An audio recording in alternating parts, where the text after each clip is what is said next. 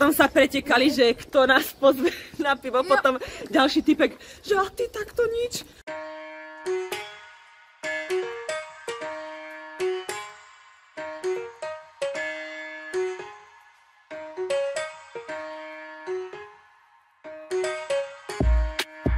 Vítajte na letisku v Malage. Je to opäť spontánne rozhodnutie, pretože mám tu jednu známu, s ktorou som sa zoznámila cez internet a chystáme v lete ešte nejaké výlety, tak som povedala, že ju sem idem navštíviť. Ona bola v Južnej Amerike, no je to úplne popletené, potom sa ocitla nejako v Španielsku, lebo nemohla byť v Južnej.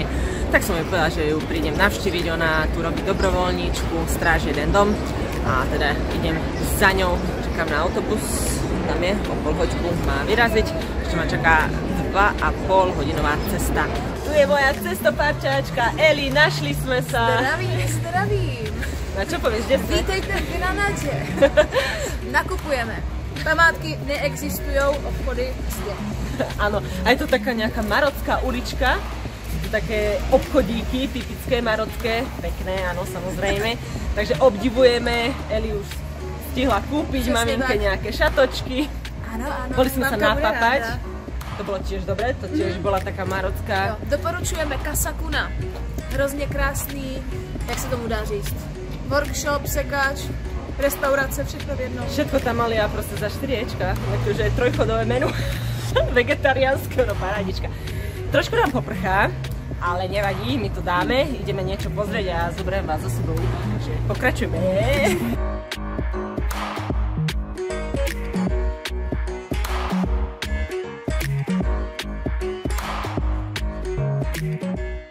Fotosession máme za sebou, musíme sa ponáhľať, lebo prší a sme na takom mirádore, vyhliadke a pozeráme sa na nejaký kaštiel, palác, hrad, nevieme čo to je. Z druhé strany máme pravděpodobně mešitu, když se takhle otočíme. Tak to... Mešita. A Ujo tu robí biznis, lebo prší, takže predáva čo? Deštníky.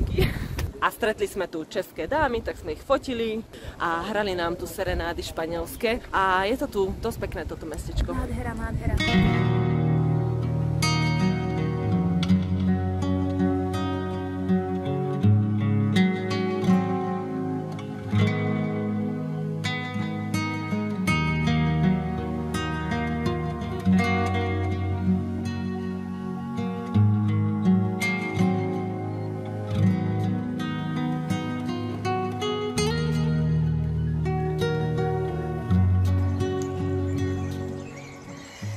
Čo tam lovíš? Moruša. Večeře. Čakáme na náš odvoz a zbadali sme moruše. No tak to ja hneď musím jesť. Ňam, ňam. Ukradnem. Tlačíme do hlavy.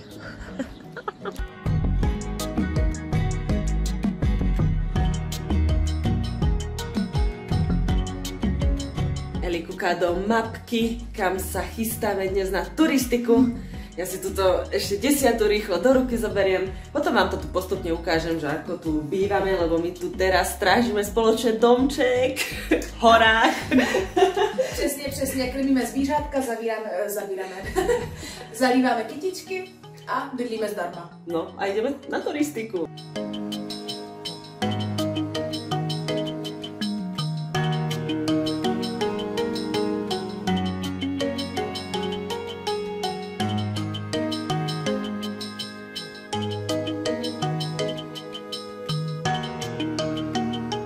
Sme asi v polovici cesty, počko zatiaľ fajné, aj keď už sa tu zbierajú nejaké oblaky, ale veríme, že to bude všetko fajn. Přesně tak, počasí vydrží. Jinak šlapeme po GR7 a teďka uvažujeme, jestli tamhle na tu vyhlídku se nám chce šlapat. Uvidíme.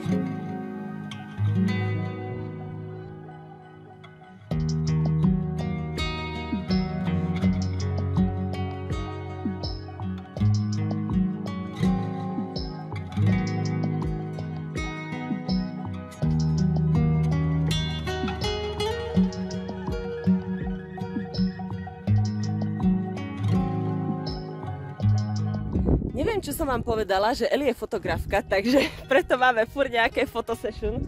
Přesně tak.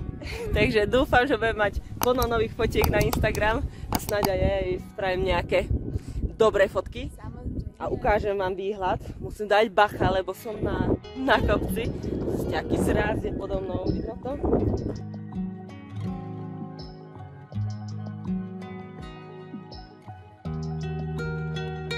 A tam dokonca, teraz ako odišli oblaky, tak vidno trochu bieleho snehu.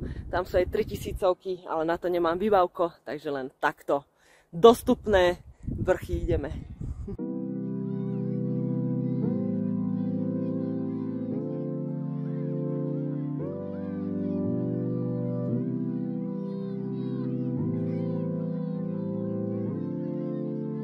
Objavili sme čerešne, srdcovky, brutálne.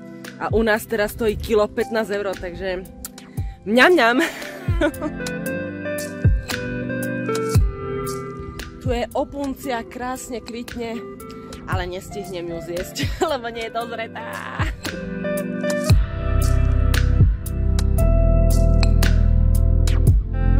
Nachádzame sa v mestečku, v dedinke Niguelas? Dobre som to povedala? Niguelas. No, ona má lepšiu. Vie po španielsky, no ja som len začiatočník, hej. Snažím sa. No a teraz musíme zistiť, že či nám ide autobus a kedy nám ide, ale zatiaľ sme nikoho domáceho nestretli, takže uvidíme, no. A ešte sú to nejaké rýhliačky, tak asi zbehneme ešte tam si niečo pozrieť. A hlavne na pivo nebo na vínko. Dobrá. A čo keď nie je pitná? To zistím později. Ale je pitná. Tam je to napísané. Ale to tam hoci kto mohol dať. Môžem kecať. No, stala sa taká vec, že chceli sme si overiť, že kedy nám ide autobus z tejto dedinky do našej dedinky. A bohužel žádný nejeden. Áno, miestna slečna nám povedala, že... Kecal. Tak sme si povedali, že dobre, späť sa nám to nechce zase 3 hodiny, takže ideme stopovať. 7 minút autom naša dedina. No, takže to dáme. A keď nie, tak peše to 40 minút, ale dáme to. Ideme na to. No, čo povieš? Auta nejedou. Nemáme čo stopovať. Jo, není tady žádné auto. Není chyba v nás, ale v location. Podmienkach, no. Hej, no. Jako víme, že to je taky zapadáko, ale jako něco by tam jet mohlo. My tam ideme. Pečo.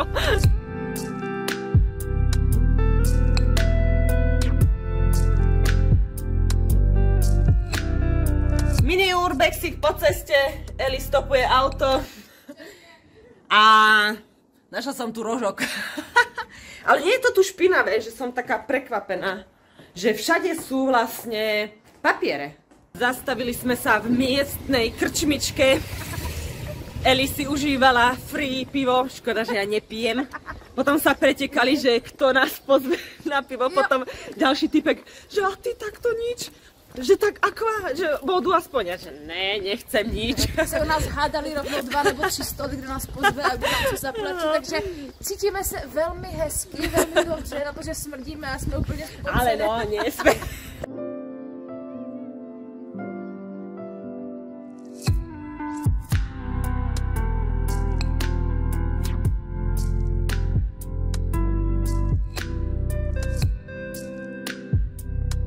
Čo to máme? Čo som zase našla? Mandle, no. Tak nájdeme nejaký recept, že ako to máme spraviť, aby to bolo chutné, lebo sú také horké sú, no. Ale dobré. Trochu mi je teplo. Ideme do kopca. Posledný úsek cesty, lebo my bývame za dedinou. Autom to trvá 15 minút. Pěšky hodina 15, jo. No. Tuším, teraz sa viac namakáme, ako čo sme mali predtým tú turistiku. Áno, funím, neládzem. Vyšla som z cviku, ale to hovorím na každom videu. Takže to možno nie je o cviku. Sme doma. Čo ideme robiť? HIIT workout. Cipnem. Ideme cvičiť, lebo som akurát vo výzve FitShaker. Robím zadarmo reklamu. Takže už máme tuto Honzíka nachystaného. A já jakožto psychická podpora se přidávám. Áno, áno. Ideme na to. Chili sin carne, protože jsme vegetariáni. Takže zeleninka. Jujuj. Máme za sebou 22 kilometrov. Ešte sme si aj odcvičili pol hodinku vysokointenzívneho cvičenia. No a už si zaslúžime aj poriadne jedlo. Presne. Vraj Elina špecialita, tak som zvedavá. Potom asi budem musieť aj ja niečo navariť. Upsik.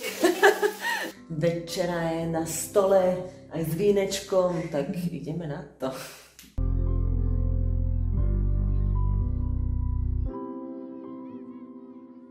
Budem ti vďačná za každý komentár, like a dúfam, že sa ti moje videá páčia, že mi dáš aj odber, aby ti žiadne ďalšie neušlo. Ahoj!